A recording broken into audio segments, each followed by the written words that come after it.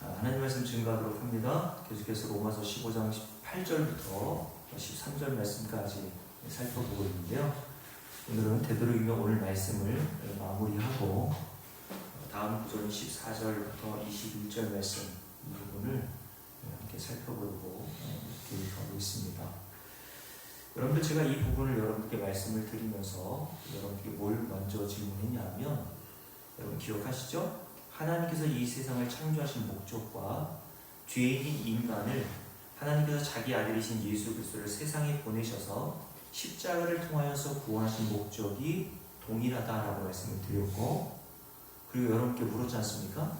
이 세상의 모든 만물의 창조 목적이 무엇인가에 대해서 물었던 것을 기억하시죠? 여러분들은 이 세상 모든 만물의 창조 목적과 그리고 하나님께서 저와 여러분을 자기 아들 예수 그리스도를 십자가에 내어 놓으실 만큼 우리를 구원하신 이유가 뭐라고 생각하십니까? 많은 사람들이 성경을 볼 때에 인간 중심적인 관점으로 성경을 본다고 말씀을 드렸어요. 이것을 흔히 신학적인 용어로 인본주의 사상이라고 이야기도 합니다. 인본주의적 사상으로 성경을 보면 성경의 주인공은 항상 누굽니까? 인간이 되는 겁니다. 그래서 성경을 읽을 때 인간 중심적인 관점으로 읽게 되면 윤리와 도덕적인 그런 교훈을 받으려고 성경을 읽게 되는 경우들이 많이 있죠. 예를 들어서 아브라함에 대해서, 또 다윗에 대해서, 욥에 대해서, 그리고 에스더에 대해서 여러분 어느 정도 그런 이야기들의 줄거리를 다 알고 있지 않습니까? 근데 저도 어렸을 때 이렇게 기억해보면 많은 경우 선생님들이나 목사님들로부터 그런 인물들에 대한 설교를 들을 때 결국 설교의 주제요 마지막 결론이 무엇으로 맺습니까? 우리가 이런 다윗과 아브라함과 욥과 다니엘과 에스더와 같은 삶을 본받자라는 식으로 결말을 맺는 경우가 많이 있죠. 근데 여러분, 성경은 그런 인본주의적 사상으로 인간을 중심으로 읽으면 성경의 진리를 제대로 이해하기가 굉장히 어렵습니다. 창세기부터 요한계시록까지 성경 전체가 66부로 되어 있고, 역사적으로는 1600년 동안 40여 명의 성경의 저자들을 통해서 이 성경이 기록되어 있거든요. 그러나 성경은 사도 바울을 통해서 뭐라고 얘기하냐면, 모든 성경은 하나님의 감동으로 쓰여진 것이다 라고 말씀하고 있죠. 그러니까 사람의 손을 빌어서 이 성경이 우리에게 주어지긴 했지만 이 원래 성경의 저자는 누구시라는 겁니까? 하나님이시라는 거죠. 그러니까 저와 여러분은 이 성경을 읽을 때 인물 중심적인 사고로 성경을 읽으면 안 되고 항상 저자이신 하나님의 관점으로 성경을 봐야 된다는 거예요. 그래서 저와 여러분을 이 땅에 하나님이 창조해 내셨고 이 땅에 보내시고, 그리고 저와 여러분을 예수 그리스도를 통해서 구원하신 목적도 동일한 관점에서 봐야 된다는 거죠. 성경은 이 세상 창조 목적과 죄인인 한 인간을 자기 아들을 통해서 구원하신 목적이 동일하다고 말하면서 무엇을 위해서라고 이야기를 했습니까? 에스겔서 36장 그리고 이사야서 43장 말씀을 통해서 이렇게 말씀하고 있죠. 이 모든 창조의 목적과 구원의 목적은 하나님의 영광을 위해서다 라고 얘기를 했어요. 그래서 저와 여러분이 잘 알고 있는 이사야서 43장에 보면 제가 몇 번 말씀을 드렸죠. 하나님께서 이사야 선지자를 통해서 이스라엘 백성들을 향해서 이렇게 말씀하신 것을 여러분 기억하시죠? 이 백성은 내가 나를 위하여 지었나니. 믿습니까 여러분? 이 백성, 저와 여러분은 그냥 우연 발생적으로 생겨나는 게 아니란 말이죠. 이 세상 모든 만물도 마찬가지입니다.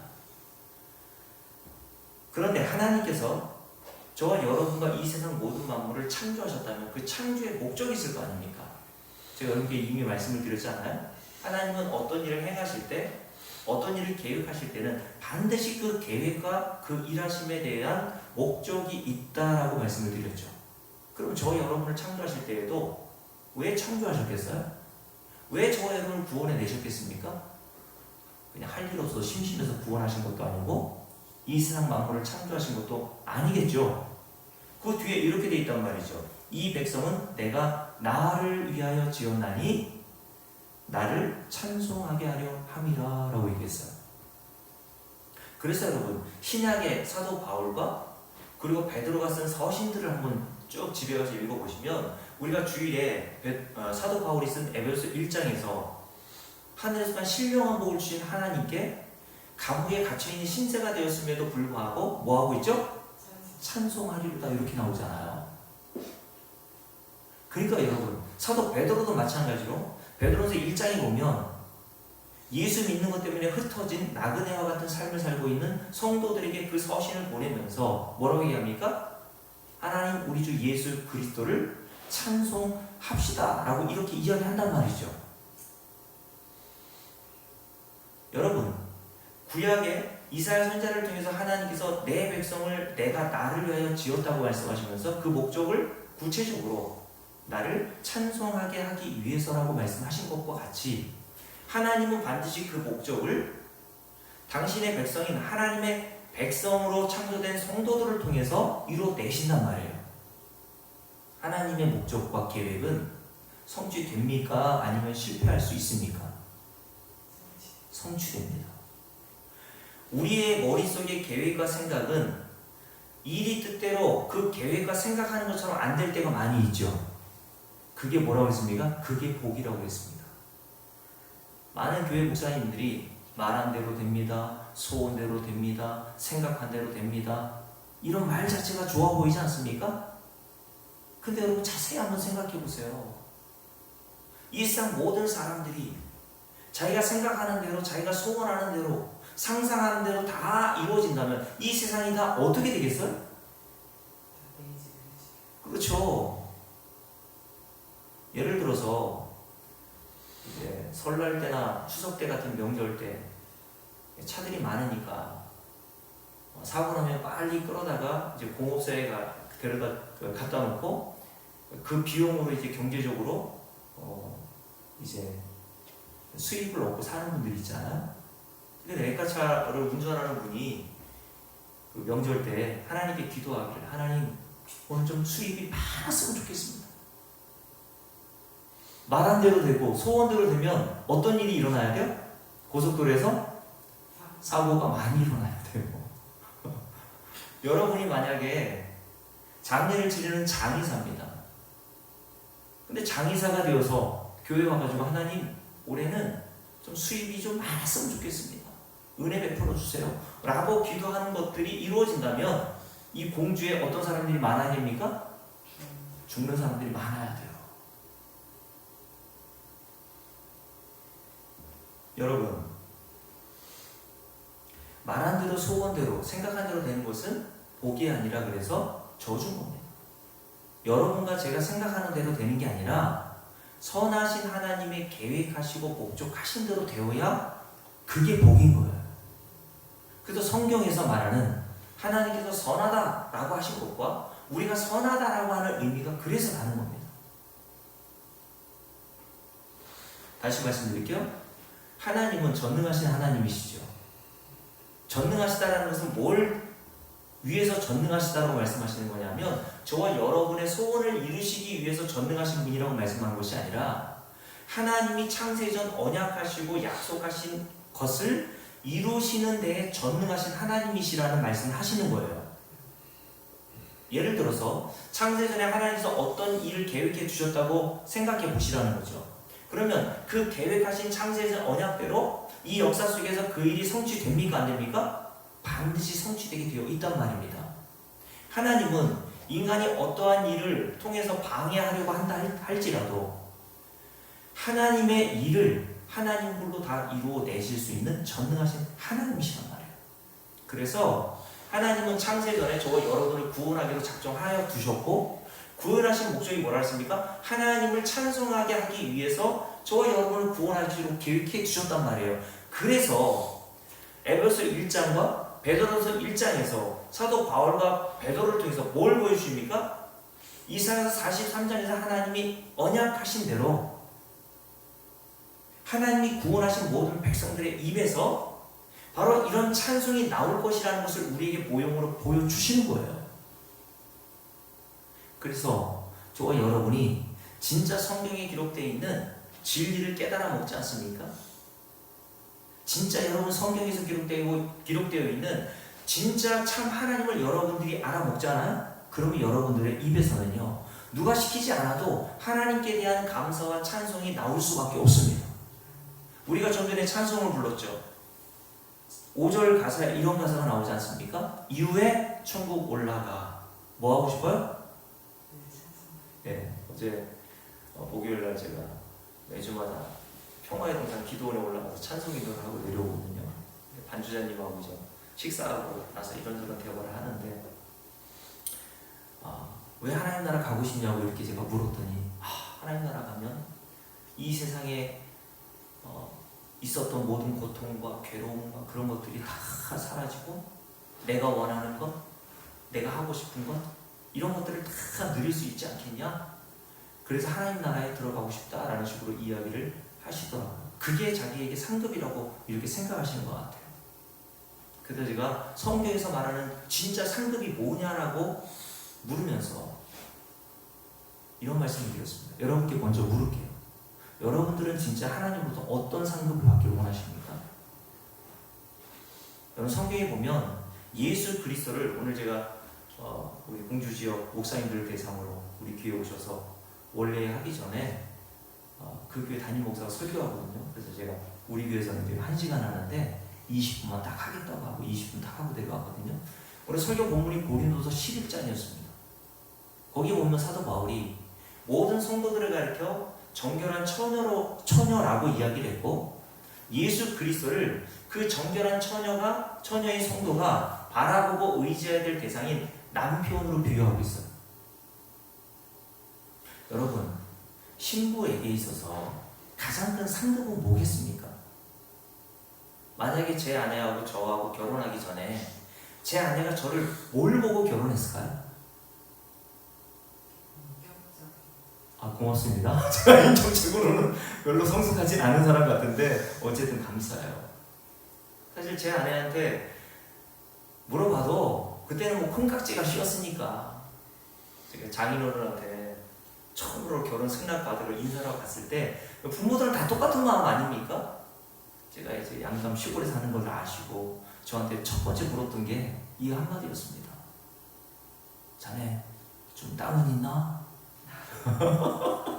아니 딸을 두고 있는 부모로서 당연히 물어보고 싶잖아요. 그래서 제가 하나도 없는데요. 그랬더니 여러분 부모로서 그런 신랑에게 그런 남편에게 시집 보내고 싶은 부모가 어디 있어요? 여러분 근데 만약에 진짜 사랑이라는 것을 생각해 본다면 어떻게 사랑이겠어요? 그 사람이 가지고 있는 것을 보고서 결혼하면 그게 사랑입니까? 아니죠. 여러분 우리가 그리스도인으로서 성경에서 말하는 예수 그리스도를 남편으로 두고 있고 신랑으로 두고 있는 신부라고 말합니다. 그러면 신부인 저와 여러분이 진짜 상이 뭐겠어요? 신랑이신 예수가 들고 있는 금은 보화입니까? 신랑 자체이신 예수 그리스도가 저와 여러분의 상급이 되어야 맞지 않아요? 아닌 거네. 하나님 나라에 가고 싶은 이유가 여러분들이 하나님 나라에 가고 싶어 하잖아요 다. 근데 이유 자체가 이 세상에 그냥 고생하는 것들 좀 멈추고 내가 누리고 싶고 내가 먹고 싶은 것들 그게 이슬람 교회에서 말하는 극락이거든요. 그래서 이슬람 교회에서 말하는 그 극락에 가고 싶은 사람들이 자살, 폭탄, 테러도 하는 겁니다. 그들이 생각하는 극락이라는 것은요, 이 세상이 반영된 곳이 극락이에요. 그래서 그들이 이 세상에서는 부모도 가난한 부모 만나고 변변치 않은 부모 만나서 고생하는 게 지겨워서 하루속히 이 세상을 끝내고 내세에 알라신으로부터 받을 거기 보면 뭐 알라신을 위해서 순교하면 뭐 7명인가요? 아름다운 여인에게 대접을 받으면서 호화롭게 인생을 사는 그런 것을 그들은 극락이라고 한단 말이죠. 여러분 그리스도인인 저와 여러분이 정말 가고 싶은 하나님 나라가 그래서 가고 싶은 겁니까? 찬송가에 그런 가사가 있죠. 초막이나 궁궐이나 어떤 곳이 하나님 나라요? 내 주 예수 모신 곳이 그 어디나 하늘나라. 여러분, 잠언에 보면 이런 말씀이 있어요. 집안에 육선 고기가 가득해도 화목하지 않으면 그 집이 바로 지옥인 거야. 그러나 집에 풀떼기밖에 없어도 일이 무엇인지를 깨닫지 못한 채 하나님 나라 들어가잖아요. 여러분들과 저는요, 그런 상태에서 하나님 나라 들어가면요, 거기에 아무리 좋은 여러분들이 누리고 싶은 모든 것들이 다 준비되어 있어도요, 내가 사랑하지 않는 그분과 함께 있는 것 자체가 지옥인 거예요. 그래서 하나님은요, 저와 여러분을 하나님 나라에 데려가시기 전에 이 땅 광야 같은 세상에서 뭘 깨닫게 하십니까? 우리의 신랑이신 예수 그리스도가 어떤 분이신지를 깨닫게 하신단 말이죠. 그래서 그분을 사랑하게 하신 거예요. 그래서 고린도서 16장에 보면 어떤 자가 저주를 받은 자라고 말하는 줄 아십니까? 고린도전서 16장을 한번 볼게요. 바로 뒤니까요. 로마서 15장 바로 뒤에 보면 고린도전서 16장을 보십시오. 여러분, 성경에서 어떤 자를 저주받은 자라고 이야기하는지 함께 보시란 말이죠. 이 세상에선 누구를 저주받았다고 합니까? 병들고 가난하고 실패하고 이런 사람들을 저주받았다고 얘기하는데, 사도 바울은 이렇게 얘기하죠. 16장 21절부터 함께 했습니다. 나 바울은 친필로 너에게 문안하노니 만일 주를 고놓으세요. 어떤 자가요? 누구든지 주를, 여기서 주는 예수 그리스도를 말하는 겁니다. 주를 사랑하지 아니하면 저주를 받을지어다. 우리 주여 오시옵소서. 이게 마라나타라는 뜻이잖아요. 그죠? 마라나타 많이 들어봤죠? 마라나타라고 하는 뜻이 요걸 풀면 우리 주 예수여 어서 오시옵소서라고 하는 뜻이거든요. 여러분, 신부인 저와 여러분이 이 땅에서 뭘 가장 소망하며 살아야 되는 겁니까? 저와 여러분의 신랑이신 예수 그리스도를 하루속히 빨리 만나 그분과 함께 영원토록 사는 삶을 이 세상에서 소망하며 사는 자들이 바로 성도라는 거예요. 누구든지 예수 그리스도를 사랑하지 않는 자가 저주를 받는 자라면 어떤 자가 복받은 겁니까?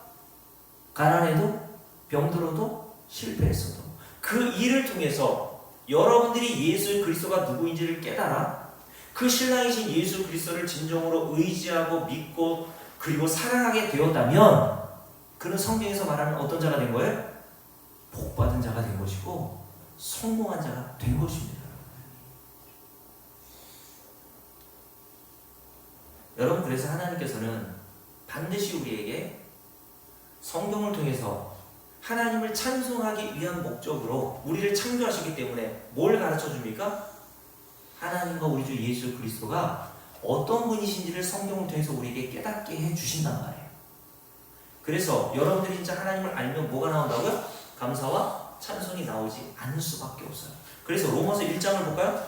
그 앞에 다시 로마서 1장에 보면 사도 바울이 로마 교회 성도들에게 이렇게 이야기를 했어요. 로마서 1장 보십시오. 자, 로마서 1장 20절부터 함께 읽습니다. 창세로부터 그의 보이지 아니하는 것들 곧 그의 영원하신 능력과 신성이 그가 만드신 만물에 분명히 보여 알려졌나니. 자, 하나님께서 이 세상 모든 만물을 창조하셨다 그랬죠? 여기도 보면 하나님께서 이 모든 만물, 인간을 비롯한 눈에 보이는 것과 보이지 않는 모든 만물을 창조해 놓으시고 거기에 뭘 담아 놓으셨대요? 하나님의 능력과 하나님의 신성. 여기서 하나님의 신성이라는 그것은 하나님이 어떤 분이신지를 이 모든 만물과 성경과 이 모든 성경이 나오는 기록된 인물들을 통해서 분명히 우리에게 보여 알려주셨단 말이죠. 그래서 제가 지난번에 말씀드렸잖아요. 이 세상 모든 자연 만물 속에서 하나님께서 어떤 분이신지를 깨달아 먹을 수 있도록 하나님이 장치해 주셨단 말이죠. 근데 인간은 타락하고 나서 그것을 알아먹을 수 있는 능력이 없어요. 그러면서 이렇게 얘기합니다. 21절 함께 읽습니다. 20절 후반 안 읽었네요. 그가 만드신 만물에 분명히 보여 알려졌나니 그러므로 그들이 핑계하지 못할지니라. 하나님을 알되 그럼 어떻게 합니까? 하나님을 영화롭게도 아니하며 감사하지도 아니하고 오히려 그 생각에 허망하여지며 미련한 마음이 어두워졌나니 라고 되어 있어요. 여러분, 하나님을 알면 뭐가 나온다 했습니까? 찬송과 감사가 나와야 된다고 이야기를 드렸잖아요. 근데 오늘 사도 바울이 로마에 있는 그리스도인들에게 이 편지를 보내면서 뭐라고 얘기합니까? 하나님을 안다고 하면서 라는 뜻이에요. 이게 진짜 하나님을 안다라는 뜻이 아니라 진짜 하나님을 안다고 너희들이 하면서 오히려 하나님을 영화롭게도 하지 않고 하나님께 감사하지도 아니한다면 너희들이 어떻게 하나님을 안다고 말할 수 있니? 라고 하는 말씀이 이 문자 안에 담겨 있단 말이죠. 다시 말씀드릴게요. 여러분들이 진짜 성경에 기록되어 있는 참 하나님, 신명기 6장에 보면 이스라엘 백성들에게 이렇게 말씀하셨거든요. 들으라 이스라엘아. 히브리어로 쉐마 이스라엘이거든요. 들으라 이스라엘아. 뭘 들으라고 합니까? 너희들이 섬기는 하나님은 이 세상 모든 우주 만물을 창조하신 유일하신 참 하나님이라고 했거든요. 성경에 기록되어 있는 하나님은요, 다른 종교에서 말하는 신과는 다르단 말이에요.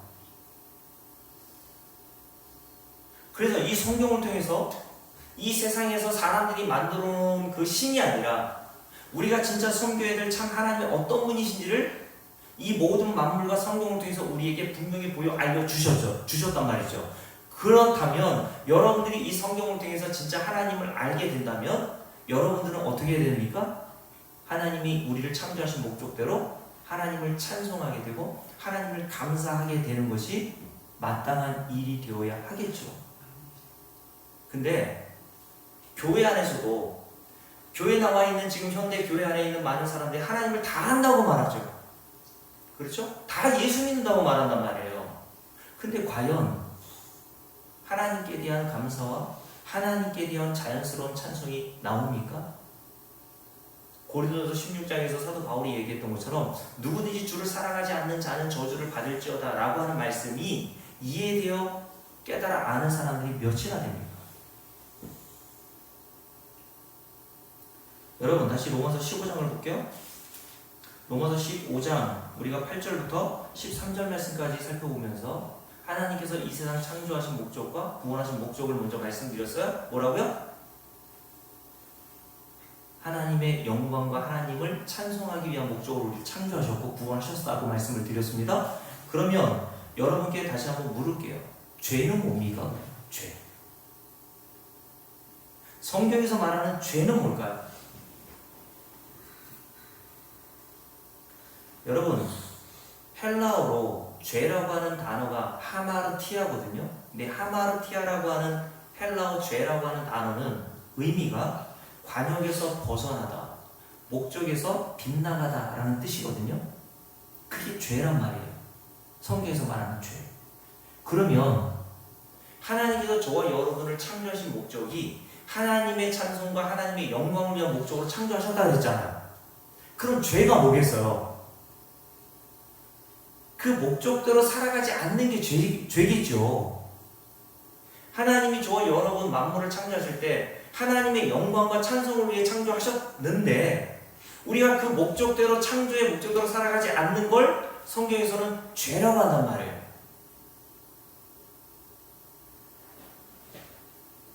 그렇다면 저와 여러분은 왜 우리가 하나님 앞에서 죄인인지가 드러나는 거죠.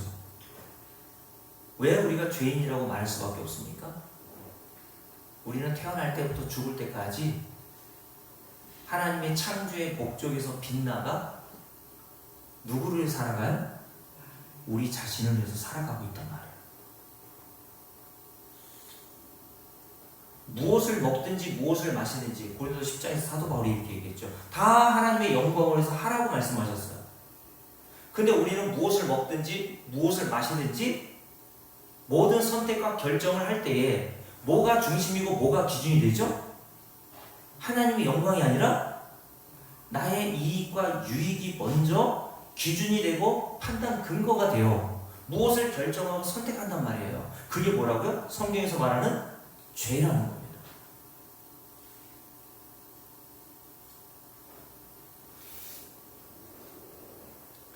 그래서 여러분, 스가랴 7장을 한번 볼까요? 스가랴 7장에 보면 이것은 교회 밖에 있는 사람들에게만 해당되는 것이 아니라 교회 안에 있는 사람들에게도 해당된다는 사실을 스가랴서 7장에서 우리에게 보여주고 있다는 것이죠. 스가랴서 7장을 한번 보세요. 구약성경 스가랴서 7장입니다.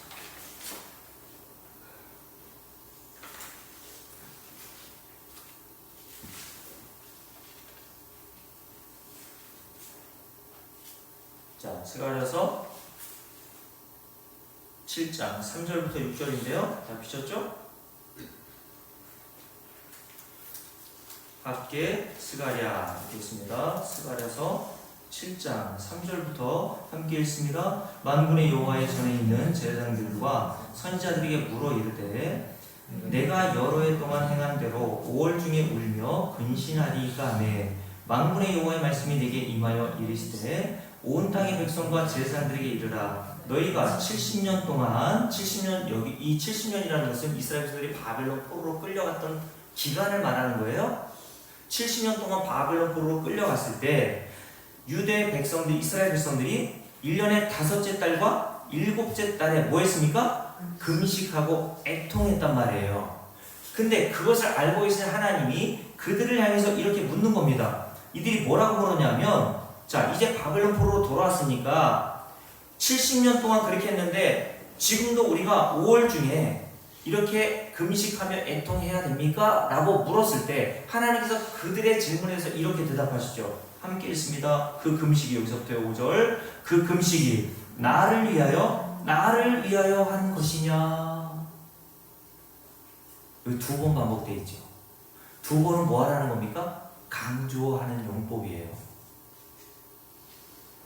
하나님께서 나를 위하여 한 것이냐라고 물으신 것은 너희들이 진짜 금식한 이유가 뭐냐고 물으시는 거예요. 너희들이 금식을 왜 했니?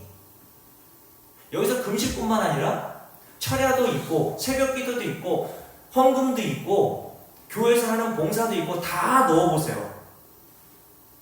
너희들이 1,000번째 드리는데 그걸 누구를 위해서 한 거니?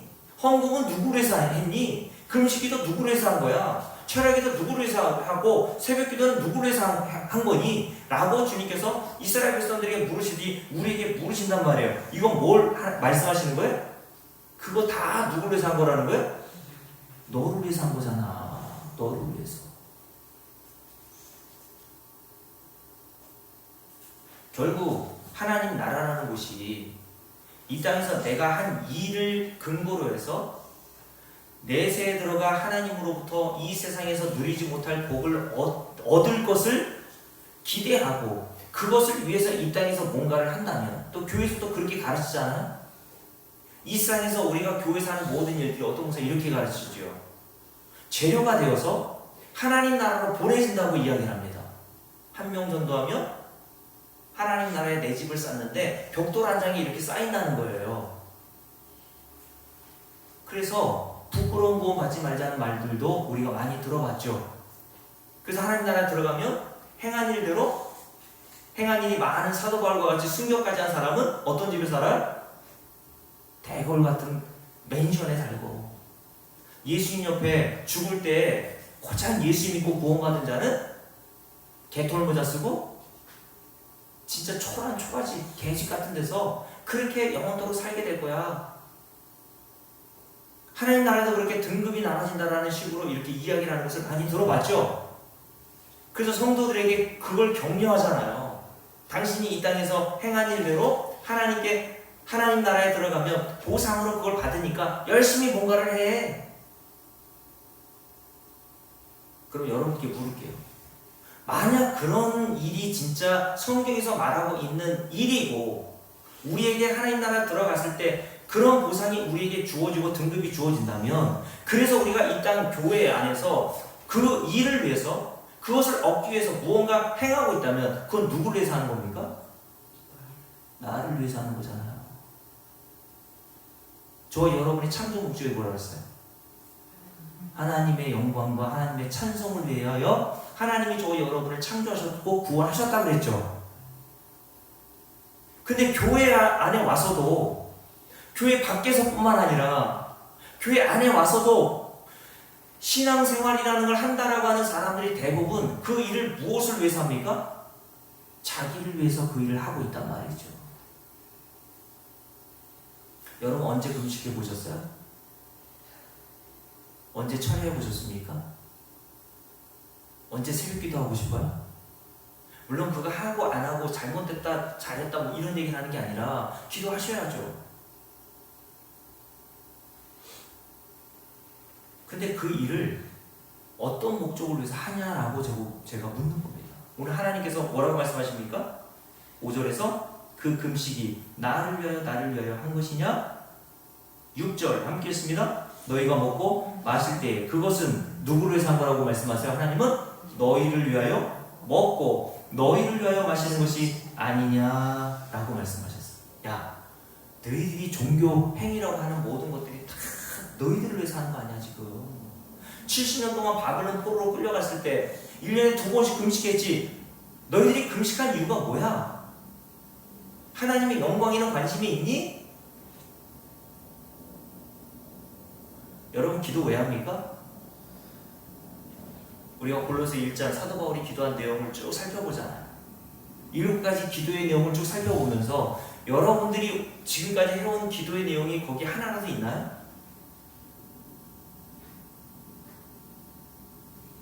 여러분 물론 우리가 구해야 될 것, 일상생활에서 필요한 것들이 있죠. 병에 걸리면 자연스럽게 그 병을 위해서 낫기를 위해서 기도하는 건 자연스러운 거예요. 그걸 얘기하는 게 아니라 인간은 태어날 때부터 죽을 때까지 살아가는 동안 모든 선택과 결정과 어떤 일을 행할 때에 누구를 위해서 그 일을 행하고 누구를 위해서 그것을 선택한다고요?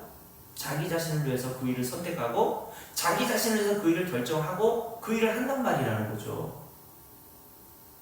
여러분, 침묵은 금이라는 말이 있죠.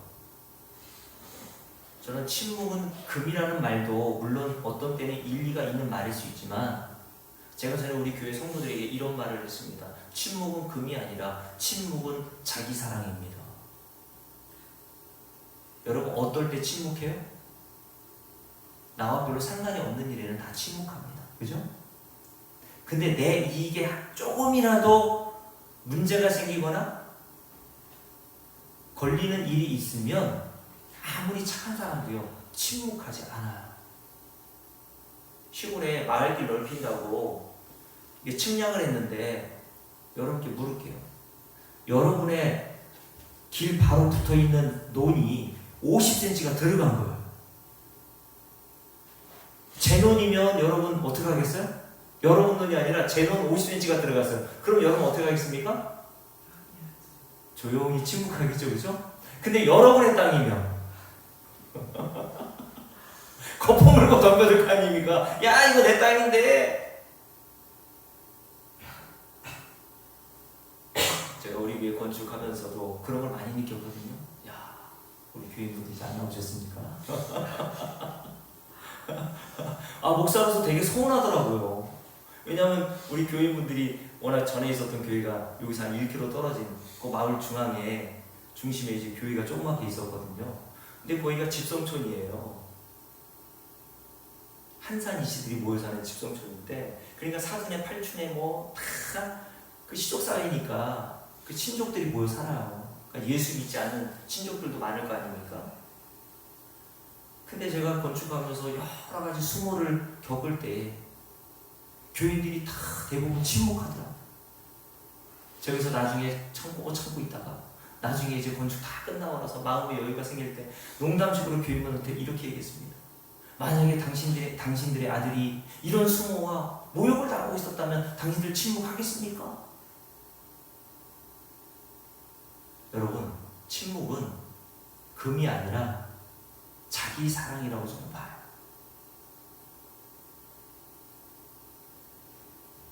여러분, 오늘 시간에서 7장 3절부터 6절 말씀까지 우리가 읽을 때 주님께서 이스라엘 백성들을 향해서 그들이 행하는 종교 생활에 대해서 뭐라고 하신다고요? 그건 나를 위해서 한 일이 아니라 너 자신을 위해서 그 금식을 한 거 아니냐라고 물으셨던 것처럼 우리 자신도 그렇게 인생을 살아가고 있지 않냐라고 성경이 우리에게 묻고 있다는 거예요.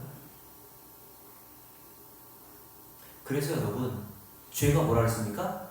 하나님의 창조의 목적인 하나님의 영광과 하나님의 찬송을 부르게 하려고 창조하신 목적도 살지 않는 게 죄라 그랬죠. 그러니까 도덕과 윤리적으로는 괜찮은 삶을 살아가는 사람들이 우리 주변 예수 믿지 않는 사람들이라도 많아요. 그런데 왜 그들을 성경에서 죄인이라고 말합니까? 그들은 성경의 목적인 하나님의 영광과 하나님의 찬송에는 관심이 없기 때문에 그래요. 그래서 이런 자들을 가리켜 노아 시대 때 하나님께서 말씀하신 내용이 뭐냐면 창세기 한번 볼까요? 창세기 한번 보세요. 창세기 6장입니다.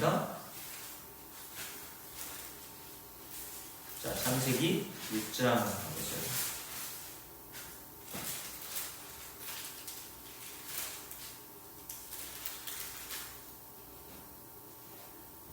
자, 창세기 6장에 보면 5절부터 함께 읽습니다. 여호와께서 사람의 죄악이 세상에 가득함과 그의 마음으로 뭐하는 것? 생각하는 모든 계획이 어떻다고요? 항상 악할 뿐임을 보시고 땅 위에 사람 지으셨음을 한탄하사 마음에 근심하셨다라고 얘기했어요.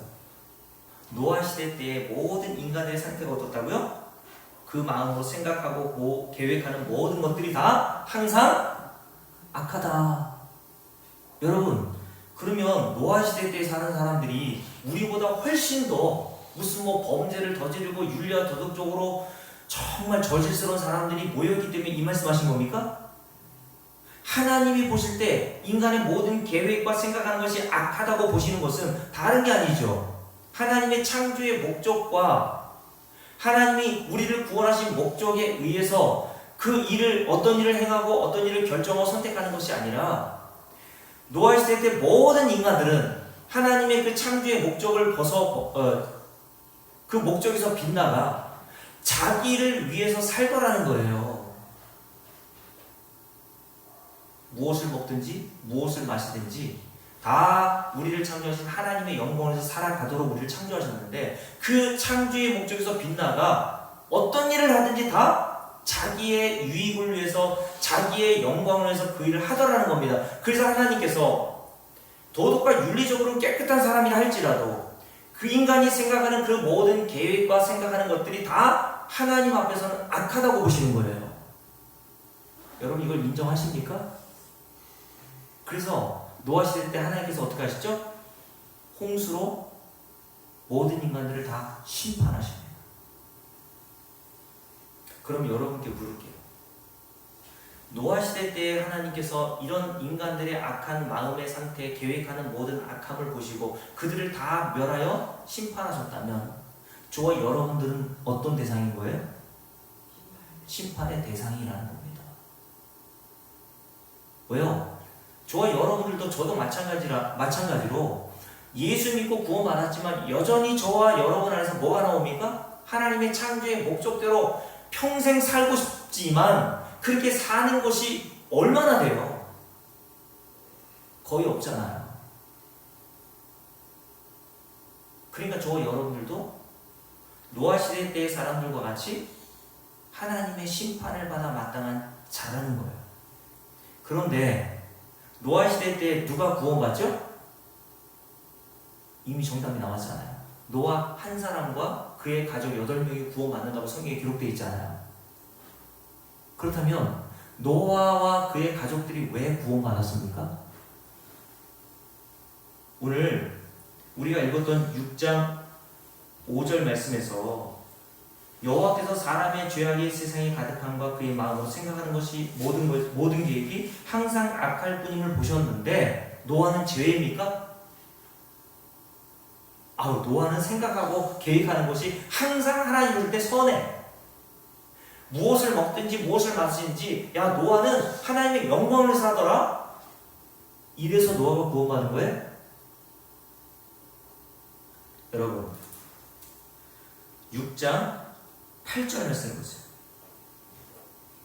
노아가 왜 하나님으로부터 구원을 받게 되었는지 그 이유와 원인이 나와요.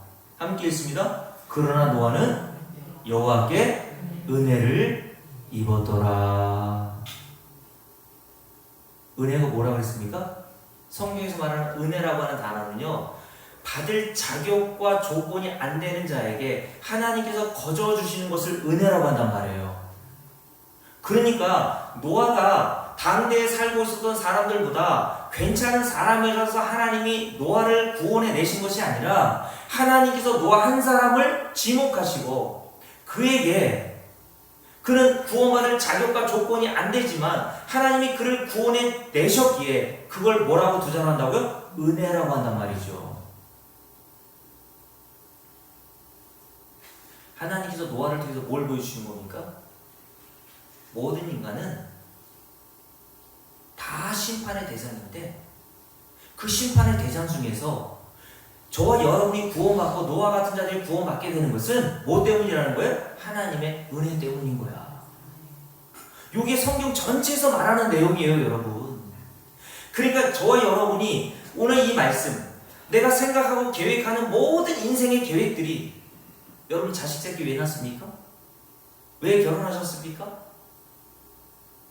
이 모든 계획을 생각해 보니까 지금까지 누굴 위해서 살아왔어요? 나를 위해서 살아왔고 앞으로도 여러분과 저는 누굴 위해서 살아갈 것 같아요? 나를 위해서 살아간단 말이에요, 인간은. 그러니까 저와 여러분은 하나님이 보실 때 악한 죄인으로서 심판을 면할 길이 없는데 어떻게 이 모든 심판받을 자들 중에서 저와 여러분이 구원을 받아 하나님 나라에 들어가게 되었습니까? 하나님의 은혜를 입었더라. 이게 뭐라고요? 이게 성경 전체에서 말하는 주제라는 말입니다.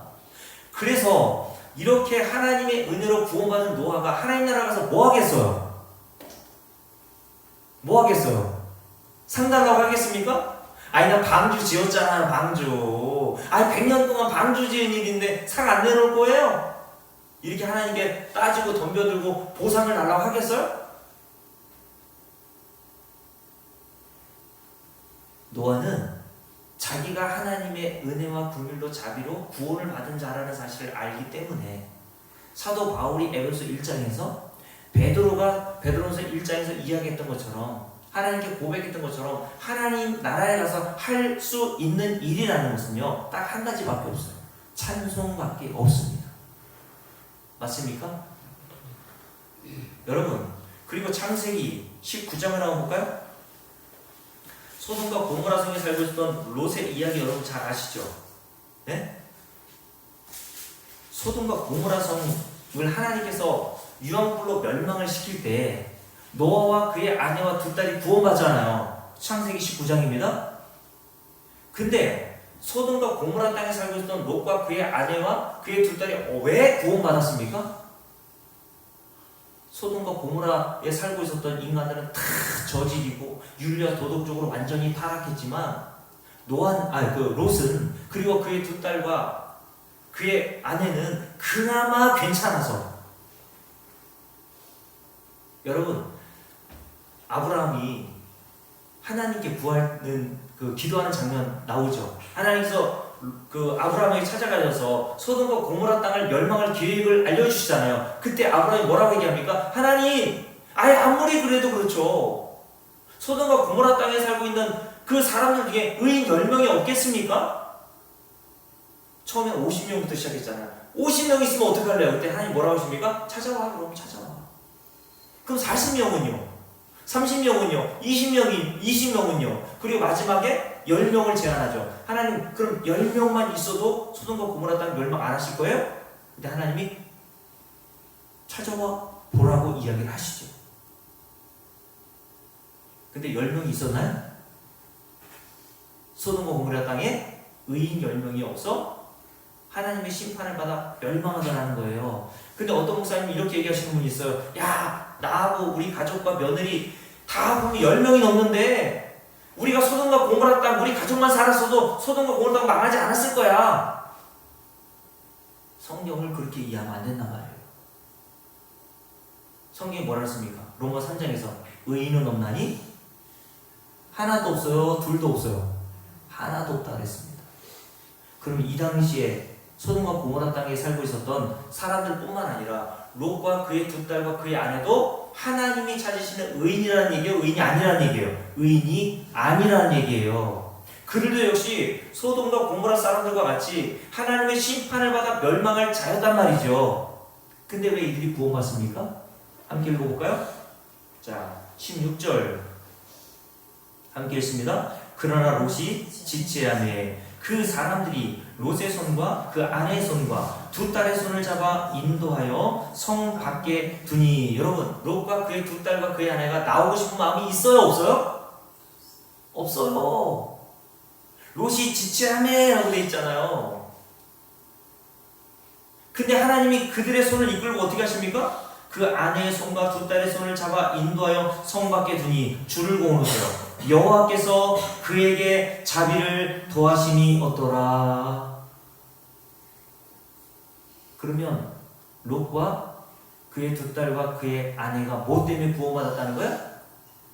하나님께서 그에게 자비를 베푸셨기 때문이야. 왜 그렇습니까? 여러분, 그 뒤에 나오는 내용을 보면 알 수 있잖아요. 롯과 그의 두 딸이 여기서 구원받고 난 다음에 한 일이 뭡니까? 30절부터 38절 말씀, 창세기 19장 30절부터 38절 말씀해 보세요. 두 딸이 구원받고 나서 아내는 소금 기둥이 되어버렸다는 거 다 아시죠? 두 딸이 구원받고 나서 아버지와 함께 동굴에 있을 때에 아버지에게 술을 먹여놓고 두 딸이 관계를 갖죠.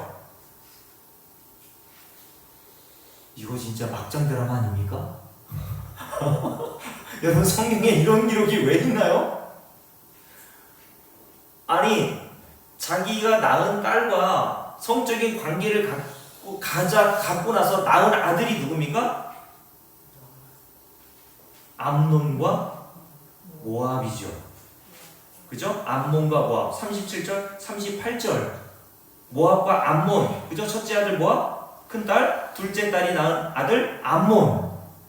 그럼 여러분께 물을게요. 롯의 두 딸이 낳은 모압과 암몬이라는 사람은 롯을 뭐라고 불러야 합니까?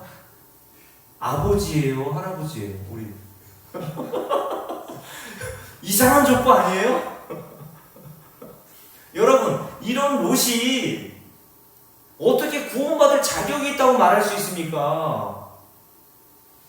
아니, 롯이 살고 있었던 소돔과 고모라 땅에 살고 있었던 사람들이 뭐 동성애 때문에 막 다 멸망했다고, 그래, 그렇다고 칩시다. 근데 롯은 나아요, 지금? 나은 게 있어요, 없어요? 롯은 더 아닌가, 자기 두 딸하고 관계를 가져서 두 아이를 낳아버렸다니까요? 그럼 두 아이는 롯을 뭐라고 불러야 되냐고요? 아버지예요, 할아버지예요? 우리 최선선생님 뭐라고 불러야 합니까? 여러분, 하나님께서 왜 이런 창세기 6장을 통해서 노아를 구원하신 내용과 그리고 소돔과 고모라 땅에서 롯을 구원하신 이 내용을 여기에 기록해 놓았을까요? 노아는 여호와께 은혜를 입었더라. 롯과 그의 두 딸과 그의 아내는 뭐라고 했다고요? 16절에 여호와께서 그들에게 자비를 더하심이었더라. 이게 구원의 원인이라는 거예요. 자, 마지막으로 야고보서 5장을 볼게요. 야고보서 5장에 보면요, 야고보 기자가 욥기의 전체적인 줄거리, 핵심을 이렇게 간략하게 정리합니다. 야고보서 5장입니다.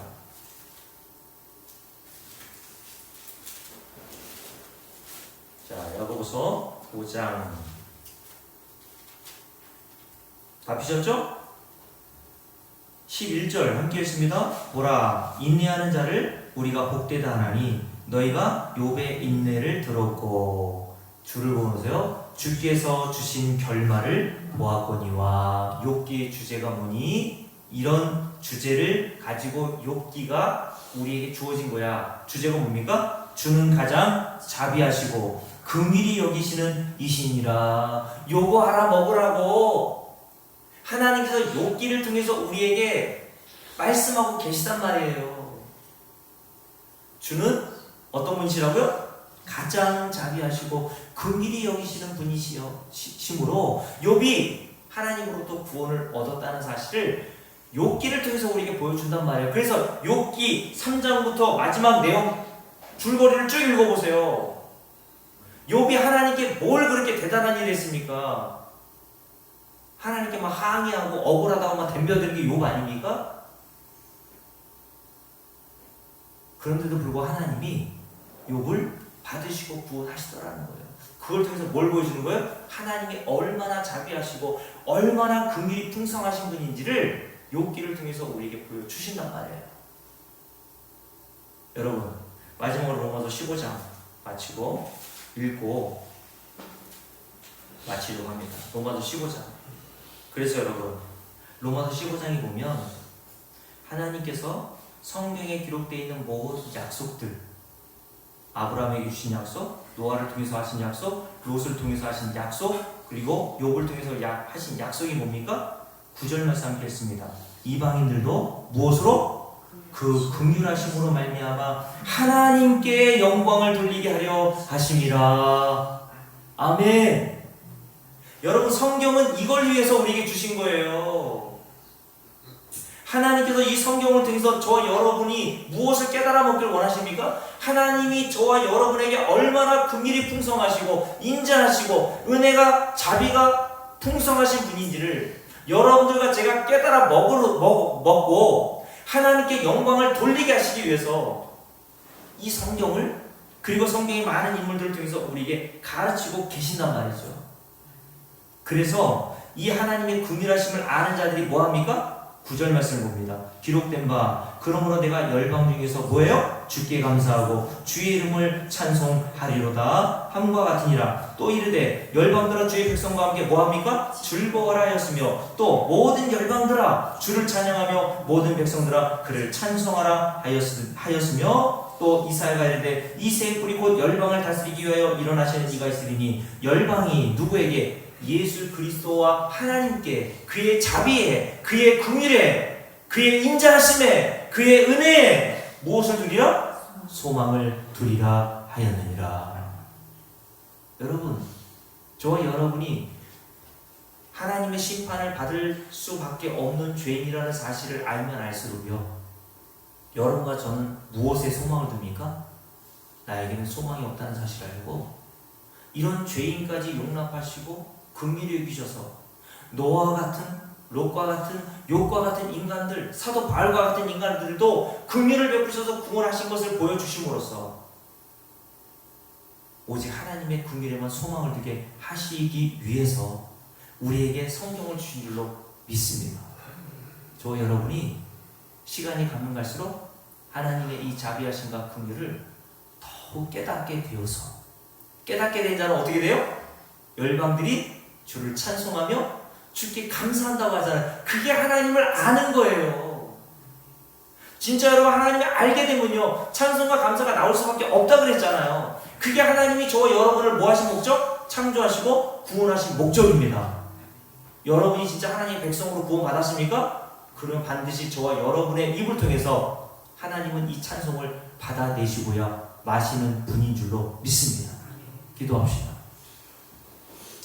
여러분, 시간 기도할 때 하나님의 긍휼과 자비와 은혜가 얼마나 무궁하시고 크신지를 이 성경을 통해서 깨닫게 되어서 하나님이 나를 창조하시고 구원하신 목적대로 날마다 우리 하나님을 찬송하며 하나님께 감사하며 살 수 있도록 은혜 달라고 함께 통성으로 기도합시다. 살아계신 아버지 하나님,